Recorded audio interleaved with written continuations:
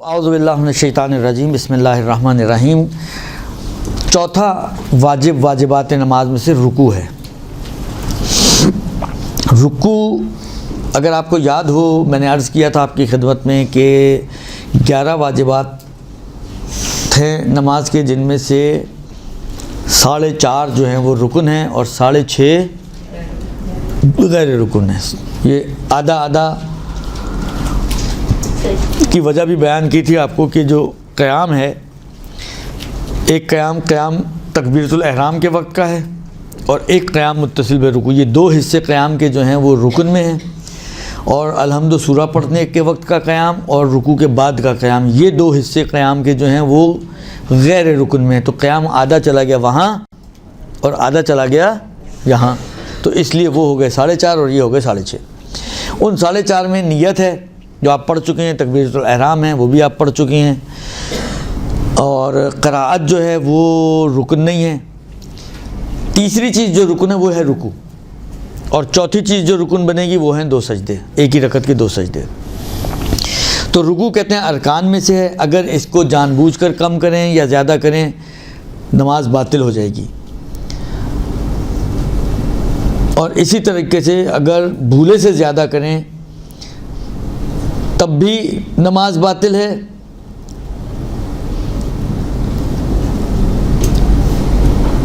اور بھولے سے زیادہ کریں تو بھی احتیاط لازم کی بنا پہ نماز باطل ہے۔ ہر رکعت میں ایک رکوع واجب ہے نماز آیات کے علاوہ میں، کیونکہ نماز آیات کی ہر رکعت میں 5 رکوع ہوتے ہیں اگر آپ کو یاد ہو تو، لیکن صرف اس کے علاوہ باقی جتنی بھی نمازیں ہیں سب میں ایک رکوع ہے۔ یہ ایک بات۔ دوسری چیز جو ہے، کہتے ہیں کہ رکوع میں کچھ چیزیں واجب ہیں، یوں سمجھیں کہ واجبات رکوع۔ پہلا، جھکنا۔ رکوع میں اتنا جھکنا کہ انگلی کی جو اطراف ہیں، یہ والا حصہ، ابتدائی حصہ، وہ آپ کے گھٹنوں تک پہنچ جائے۔ اتنا جھکیں کہ اگر آپ جھکے ہوئے ہوں تو انگلیوں کا جو ابتدائی حصہ ہے وہ آپ کے گھٹنے کو ٹچ ہو سکے، گھٹنوں تک پہنچ سکے۔ مثلا فرض کریں اگر میں اتنا کھڑا ہوا ہوں سیدھا، تھوڑا سا جھکوں گا تو انگلیاں میری گھٹنے تک تو نہیں پہنچیں گی نا، لیکن تھوڑا زیادہ جھکوں گا تو گھٹنے تک پہنچ جائیں گی۔ تو بس وہ پہلا حصہ کہ جہاں پر آپ کی انگلیاں گھٹنے کو ٹچ کر لیتی ہیں، اتنا جھکنا، یہ ہے رکوع۔ اس کے کچھ مستحبات ہیں کہ اس سے زیادہ رکا جائے اور ایسا جھکا جائے کہ کمر بالکل سیدھی ہو اور پورا ہاتھ جو آپ کے، وہ مستحبات ہیں۔ ابھی میں مستحبات کی بات نہیں کر رہا ہوں، ابھی بات ہو رہی ہے واجبات کی، کہ واجب مقدار رکوع کی کتنی ہے، رکوع کی واجب مقدار کتنی ہے۔ واجب مقدار یہ ہے کہ جب آپ جھکیں تو اتنا جھکیں کہ آپ کی انگلیاں گھٹنوں تک پہنچ جائیں، یہ کہلائے گا کہ آپ رکوع میں پہنچ گئے ہیں۔ کیونکہ بعض چیزیں رکوع میں پہنچنے اور نہ پہنچنے کے اوپر ڈپینڈ کرتی ہیں، شک کی صورت میں یا بھولنے کی صورت میں، تو ہمیں حد رکوع پتہ ہونی چاہیے نا۔ فرض کریں کہیں پر اگر یہ مسئلہ ہے کہ اگر آپ رکوع میں پہنچ چکے ہیں، مثلا میں بھول گیا الحمدیہ سورہ، رکوع میں پہنچنے سے پہلے یاد آئے تو پلٹنا ہے، اور ایک دفعہ میں رکوع میں پہنچ گیا اور پھر یاد آئے تو جاری رکھنی ہے۔ اب یہ تو طے کرنا ہے نا کہ رکوع میں پہنچاؤں کہ نہیں پہنچاؤں، کیسے طے ہوگا؟ تو وہ طے ہونے کا طریقہ یہ کہ اگر اتنا جھک چکے ہیں کہ آپ کی انگلیاں گھٹنوں تک پہنچ گئی ہیں، یعنی اگر آپ رکھنا چاہیں گھٹنوں پہ تو انگلیاں پہنچ جائیں گی گھٹنوں پر، تو سمجھے آپ رکوع کی حد میں داخل ہو گئے ہیں۔ اب آپ بھول جائیں، جو بھول گئے وہ اس کو پکا ہی بھول جائیں۔ لیکن اگر ابھی اس حد تک نہیں جھکے، تھوڑا سا جھکے ہیں مثلا، تو پلٹیں اور پھر آپ کو الحمد یا سورہ یا الحمد سورہ جو بھی بھولے تھے اس کو پڑھنا پڑے گا۔ تو کیونکہ بعض چیزیں اس کی باؤنڈری یہی ہے کہ رکوع میں پہنچے ہیں یا نہیں پہنچے ہیں، تو اس لیے یہ طے کرنا ضروری ہوتا ہے کہ ہمارے لیے معین ہو جائے کہ رکوع کب بنے گا، کب کہلائے گا کہ آپ رکوع میں پہنچ گئے ہیں۔ کلیئر؟ خوب۔ اس کے بعد فرماتے ہیں کہ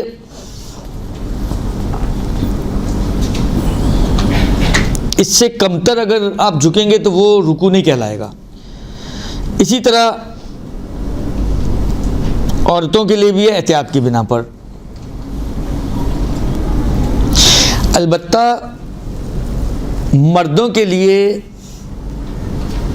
احتیاط مستحب اور افضل یہی ہے کہ وہ اتنا جھکیں، یعنی دیکھیں ایک مرتبہ آپ اتنا جھکے ہوئے ہیں، ہاتھ آپ کے پہنچ رہے ہیں گھٹنوں تک، تو جھکے ہوئے تو ہوئے ہیں، رکوع تو ہوا ہوا آپ کا، اور واجب مقدار اگر آپ اتنا ہی جھکے پڑھ ڈالیں تو ہو جائے گا کام آپ کا۔ لیکن افضل، زیادہ ثواب، بہتر وہ کیا ہے؟ کہتے ہیں اتنا جھکے کہ اس کی ہتھیلی گھٹنا کے جو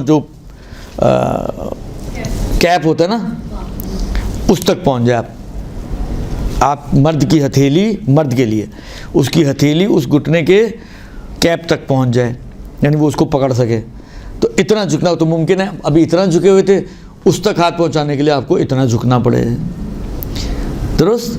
تو تھوڑا سا چند انچوں کا ڈفرنس آ سکتا ہے اس جھکنے میں، لیکن یہ چند انچ جو زیادہ ہیں یہ افضل ہے، اس میں زیادہ بہتر ہے، واجب نہیں ہے۔ واجب اتنا ہی ہے جو چند انچ پہلے والی مقدار تھی۔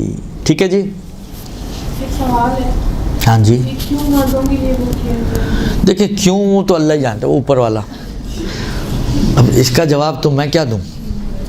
اللہ نے وہ کیا ہے اپنا، البتہ اللہ نے تو فرشتوں نے جو کہا تھا نا انی عالم ما لا تعلمون، وہی والی بات ہے، جتنا علم خدا نے دیا وہ اتنا جانتے ہیں، جو نہیں دیا وہ نہیں جانتے۔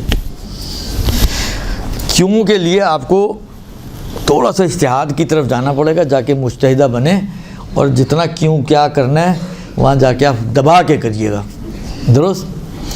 خوب،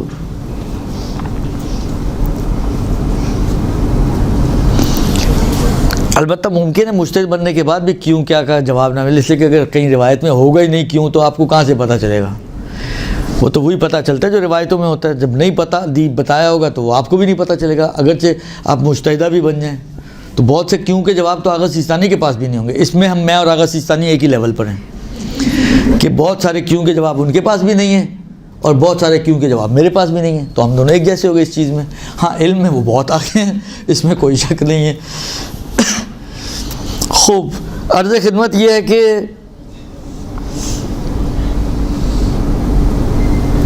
یہ پہلی چیز۔ دوسری چیز جو واجب ہے رکوع میں،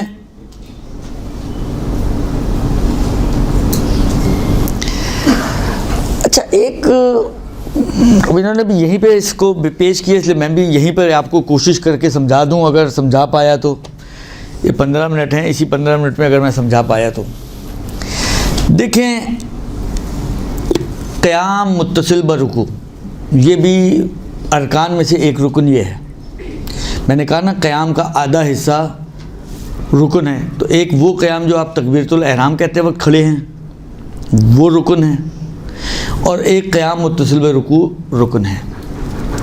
اچھا قیام متصل برکوع کی جو تعبیرات جو عام طور پر بیان کرتے ہیں، جو اس کی سمجھیں وضاحت دیتے ہیں، ایک جملے والی وضاحت، وہ ایسی ہیں کہ نارملی انسان کو ایسے لگتا ہے کہ کفواً احد دال کہنے کے بعد اور رکوع سے پہلے درمیان میں ایک اور قیام کو آپ کو ایجاد کرنا ہے، یعنی تھوڑا سا ایکسٹرا کھڑے ہونا ہے۔ کفواً احد کے بعد تھوڑا سا کھڑے رہیں تاکہ قیام متصل برکوع ہو جائے اور پھر آپ رکوع میں جائیں۔ یہ تصور عام طور پر آپ توضیح کو بھی پڑھ کے دیکھیں، اور ضرور دیکھیے گا آج گھر جا کے، فرمائشی پروگرام ہے، درست؟ میری فرمائش پہ پڑھیے گا، ذرا دیکھیے گا یہ واقعی ایسا اس میں سے کچھ نکلتا ہے یا نہیں نکلتا، جبکہ نارمل نماز میں ایسا نہیں ہے۔ نارمل نماز میں قیام متصل برکوع کا مطلب یہ والا نہیں ہے جو عام طور پر میں نے کہا نا عبارت پڑھنے سے جو لوگوں کے ذہنوں میں آتا ہے، اور حتیٰ بہت سارے ٹیچرز جو مدرسوں وغیرہ میں پڑھاتی ہیں وہ بھی اسی طرح ہی پڑھاتی ہیں کہ الحمد سورہ پڑھنے کے بعد تھوڑی دیر کھڑے رہیں اور پھر رکوع میں جائیں، جبکہ ایسا نہیں ہے۔ قیام متصل برکوع کا مطلب یہ ہے کہ کھڑی حالت سے رکوع میں جانے کو کہتے ہیں قیام متصل برکوع۔ کھڑی حالت سے رکوع میں جانا. تو نارمل نماز میں انسان رکوع میں کس حالت سے جاتا ہے؟ تو ہر نارمل نماز میں قیام متصل برکوع آٹومیٹکلی ہوتا ہے. اس میں الگ سے ڈالنا نہیں پڑتا ہمیں کہ ہم کہیں کہ دال کے کفو احد کے دال کے بعد رکوع تاکہ قیام متصل برکوع بنے اور پھر میں رکوع سے پہ جاؤں. نہیں، اس کی کوئی ضرورت نہیں.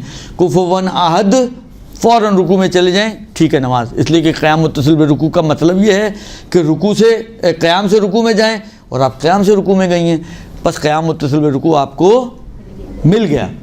جب مل گیا تو نماز آٹومیٹکلی صحیح ہو گئی آپ کی، کیونکہ آپ نے کوئی رکن چھوڑا نہیں ہے. جب ہوتا ہی ہے ہر نماز میں آٹومیٹکلی، تو الگ سے کیوں بیان کیا گیا؟ کہتے ہیں الگ سے بیان کرنے کی وجہ یہ ہے کہ کچھ جگہوں پہ آپ کو پھر ڈالنا پڑتا ہے.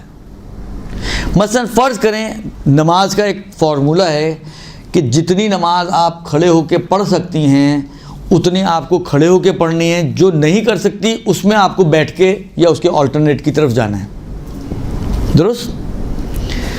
میں اللہ اکبر کھڑے ہو کر کہہ سکتا ہوں تکبیرۃ الاحرام والا، تو واجب ہے کہ میں کھڑے ہو کے کہوں.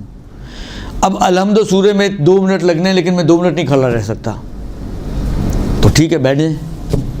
اب کھڑے رہنے سے کیا مراد ہے وہ آگے بھی تفصیل آئے گی، لیکن جو بھی کھڑے رہنے کا معنی فقہ میں آتا ہے کہ جس طرح سے بھی پاسبل ہو کھڑا ہونا، اس میں سے کوئی بھی طریقہ آپ کے لیے اپلیکیبل نہیں ہو رہا. نہ سہارے سے، نہ پکڑ کے، نہ ٹیک سے، کچھ نہیں، آپ کھڑی نہیں ہو سکتی.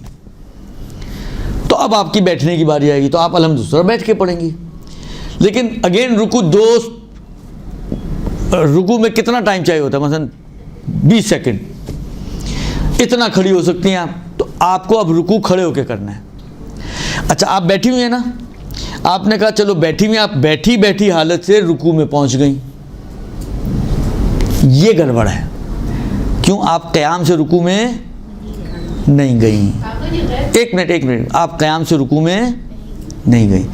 اس میں کہتے ہیں کہ آپ پہلے کھڑی ہوں پھر رکوع میں جائیں. پہلے کھڑی ہوں پھر رکوع میں جائیں تاکہ کہلائے کہ آپ قیام سے رکوع میں گئی ہیں.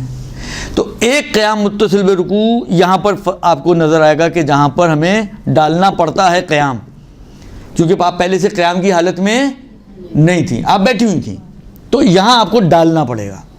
ایک دوسری، آپ جس طرح وہ امام زمانہ علیہ السلام کی جو لوگ نمازیں پڑھتے ہیں 100 مرتبہ ایاک نعبد و ایاک، اب وہ تسبیح آپ پر گھما رہی تھی، وہ چھٹ گئی ہاتھ سے. خیر جو کاؤنٹنگ گئی وہ تو گئی. اب آپ اس کو پکڑنے کے لیے جھکیں، آپ نے کہا وہ تو بھول ہی گئی ہوں، چلو یہیں سے رکوع کر لیتی ہوں. تو آپ جھکے تسبیح اٹھانے اٹھی تھی، جھکی تھی، اور اسی جھکی حالت میں آپ چلی گئیں کس میں؟ رکوع میں. یہ رکوع کافی نہیں ہوگا. یہاں پہ بھی اگین آپ کو کیا کرنا ہوگا؟ پہلے کھڑے ہونا پڑے گا، پھر کھڑے ہونے کے بعد رکوع میں جانا پڑے گا تاکہ کہلائے کہ آپ کھڑے سے رکوع میں گئے ہیں. ادھر پھر ڈالنا پڑتا ہے قیام متصل برکوع. تو اس جیسے موارد میں قیام متصل برکوع کو ڈالنا پڑتا ہے. وَإِلَّا یہ اگر چھوڑ دیں آپ، یہ جو بولا جاتا ہے الگ سے وہ ان موارد کی وجہ سے بولا. آپ کا رومال گر گیا، آپ بے ساختہ رومال اٹھانے کے لیے جھکی، پھر خیال آیا الحمد سورہ تو میں پڑھی چکی تھی، رکوع ہی کرنا تھا، وہیں سے جھکے آپ نے رکوع بنا دیا اس جھکنے کو. یہ کافی نہیں ہوگا. کھڑے ہوں اور کھڑے سے رکوع میں جائیں. تو ان موارد میں قیام متصل برکوع ڈالنا پڑتا ہے، اور وہ انہی موارد کے لیے اس کو لایا جاتا ہے بیچ میں. وَإِلَّا ان سے ہٹ کر جو نارمل نماز ہے جس کی جو عام طور پہ ہم لوگ پڑھتے ہیں، اس میں قیام متصل برکوع خود بخود شامل نماز ہوتا ہی ہے. اس میں الگ سے ڈالنے، لہذا اگر کوئی گیپ نہ دے سورہ کے اختتام پر اور رکوع کے درمیان تو اٹس اوکے، کیونکہ آپ کھڑے سے ہی رکوع میں جا رہی ہیں تو گیپ دینا واجب نہیں ہے. یہ ہے قیام متصل برکوع. جی اب فرمایا. نہیں قیام متصل برکوع رکنی ہے، رکن نہیں ہے. درست. تو کہتے ہیں کہ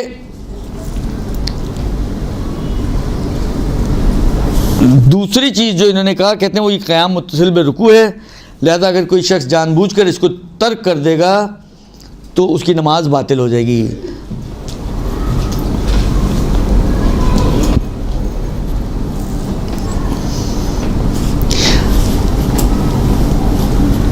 لیکن یہ جو بھولے والی صورتیں میں نے بتائیں اس میں یہ کھڑا ہوگا اور کھڑے ہو کے رکوع میں جائے گا تو اس کی نماز صحیح ہو جائے گی۔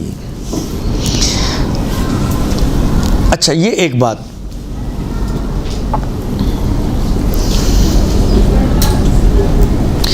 اچھا، دوسری چیز جو انہوں نے یہاں پر بیان کی ہے، اب یہ بھی اگرچہ پہلے بھی یہ مسائل تو آ چکے ہیں، 7 منٹ بچے ہیں، میں کوشش کرتا ہوں اس کو پورا کر دوں مسئلے کو۔ دیکھیں، رکوع، یہی باتیں جو میں ابھی رکوع میں آپ کی خدمت میں عرض کر رہا ہوں، یہ اگین لفظ چینج ہو گئے، رکوع کی بجائے سجدہ آ جائے گا، لیکن کٹ پیسٹ ہوں گی وہاں پر، درست؟ تو اس کو اگر یہیں سمجھ لیں آپ تو سجدے میں مجھے محنت کم کرنی پڑے گی، اور یہاں پہ بھی نہ سمجھیں اور وہاں پہ بھی نہ سمجھیں تو پھر اللہ ہی حافظ ہے آپ لوگوں کا، درست؟ تو اس لیے اس پہ ذرا غور کیجئے گا کیا کہہ رہا ہوں میں۔ دیکھیں، 3 ان کی کلمات کو اگر آپ پڑھیں گی نا تو آپ کو لگے گا کہ 3 سٹیپس ہیں رکوع کے لیے۔ اب میں نام انہوں نے تو نہیں رکھے لیکن میں خود نام رکھ رہا ہوں ان کے۔ پہلا جو نارملی جو ہم رکوع کرتے ہیں، نارمل رکوع، ٹھیک ہے۔ دوسرا مرحلہ آتا ہے عرفی رکوع، کہ آپ جتنا نارملی جھکا جاتا ہے اتنا نہیں جھک رہے ہیں، اس سے کم جھک رہے ہیں، لیکن عرف کہہ رہا ہے کہ ابھی آپ رکوع میں ہی ہیں، عرف اس کو رکوع مان رہا ہے۔ عرف یعنی کیا؟ دیکھنے والے، معاشرہ، یہ جو آپ کے اطراف میں گھوم پھر رہے ہیں، یہ عرف ہے اور یہی معاشرہ ہے۔ یہ اگر آپ کو اس کیفیت میں دیکھیں تو کہیں کہ ہاں آپ رکوع میں ہیں، اگرچہ جو نارمل رکوع ہے، جو حقیقی رکوع ہے، اتنا نہیں جھکے ہیں آپ، اس سے کم جھکے ہیں، لیکن یہ جو کمی ہے نا وہ اتنی زیادہ نہیں ہے کہ عرف اس کو رکوع ہی نہ مانے۔ مثلا ایک دفعہ میں اتنا ہی جھک سکتا ہوں، کوئی بھی نہیں کہے گا میں رکوع میں ہوں، درست؟ لیکن اگر اس سے زیادہ جھکا ہوا ہوں اور اس رکوع سے تھوڑا سا کم، تو عرف ممکن ہے کہے کہ آپ رکوع میں ہیں، ٹھیک ہے۔ تو ایک ہے حقیقی رکوع جو نارمل رکوع ہے، ایک ہے عرفی رکوع جو اس سے تھوڑا کم ہے۔ جب تک پہلا پاسبل ہے دوسرے کی باری نہیں آتی،